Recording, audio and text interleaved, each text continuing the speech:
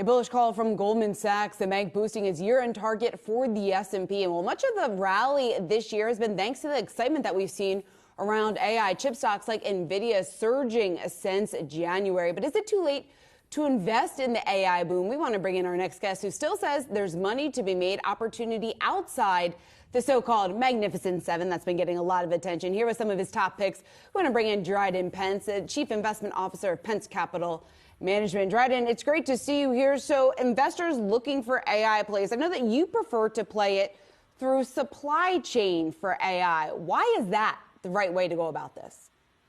Well, thank you for having me on. The point of the matter is you have some of these stocks have really gone up a lot. But the key things within those stocks, within those companies, in the supply chain are provided from some others that haven't had this massive ascendancy. So when you look at, say, NVIDIA, you recognize that companies like Taiwan Semi and ASML are absolutely essential to what NVIDIA and AMD do, but they haven't run up quite so much. And so there's more room there, and they're absolutely essential to that supply chain. And Dryden, Diane here. I want to ask, let's play the flip side of this. Where should investors be trimming positions? Well, this is when you think of AI, you also tend to think of Intel, which was dominant for years and years and years. And the issue is they really kind of lost their dominance. They've dropped from about 80% of the market down to 62. They're no longer the leading innovator in that space. So you have many other companies kind of overwhelming or ascending far faster than Intel will. So I think we would avoid that in favor of the stocks I mentioned earlier. When it comes to some of the opportunity inside of technology, so you're avoiding Intel, you like Taiwan Semiconductors, you like ASML. When investors are trying to pick out the winners and losers going off of this AI theme, what is the biggest red flag that you see? Is it just all based on valuation and some of that hype, all of that just already priced in to some of these larger names?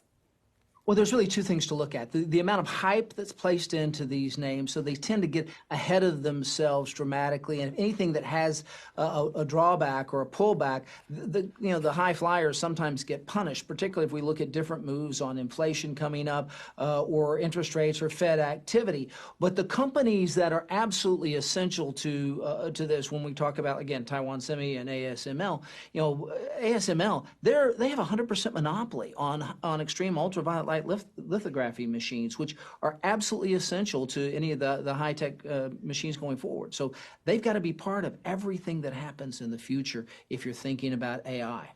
Dryden, I want to ask you about, Shauna brought us into this talking about that Goldman note, expecting the S&P 500 to hit 4,500, so boosting their target. And of course, you have some naysayers. Morgan Stanley has a different view. What did you think about this Goldman call? Is this bull run going to keep running? Well, I think what you've had is a bifurcated bull run. You had like 7 stocks leading everything, and it's only now that we're beginning to see everybody realizing there probably isn't going to be a recession, and that we're actually going to, the market was pricing in a recession this year, and that's just something that's not going to happen. The market's going to be disappointed by that. So what's going to happen is you see this broader expansion of the rest of the market as people understand that recession's probably not going to happen.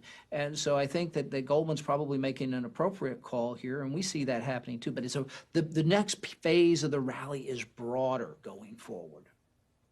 I'll talk about some of the risks that are out there in the market. Lots of focus has been on what's happening in commercial real estate, or maybe what could potentially happen in commercial real estate over the next year or two. I know one of your advising tips here to investors is to avoid Blackstone. What do you think some of the trouble in commercial real estate, what would that mean then for a name like Blackstone?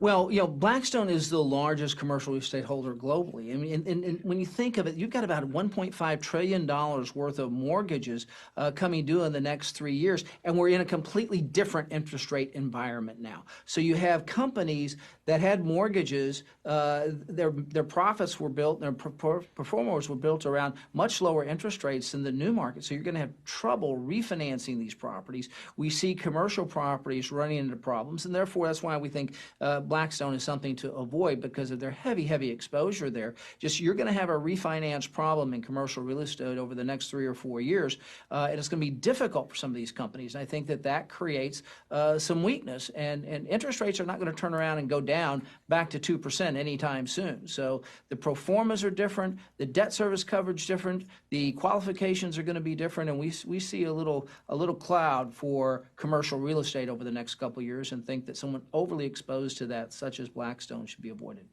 Let's get back to the optimistic side of the picture, Dryden. You expect this rally to become more broad-based. Outside of AI, tech, kind of semiconductor winners here, are there any other winners, specifically, any specific stocks or sectors that you're looking to just increase momentum?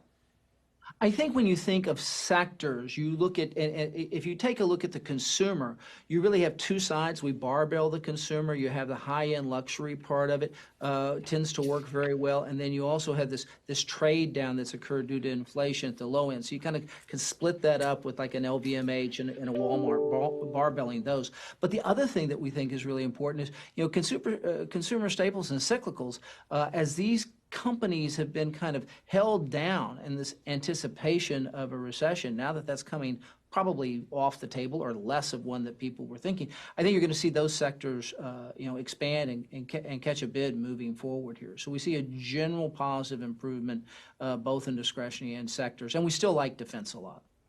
Your two picks, Taiwan Semiconductor, ASML, what you're avoiding, Intel and Blackstone. All right, Dryden Pence of Pence Capital Management. Thanks for joining.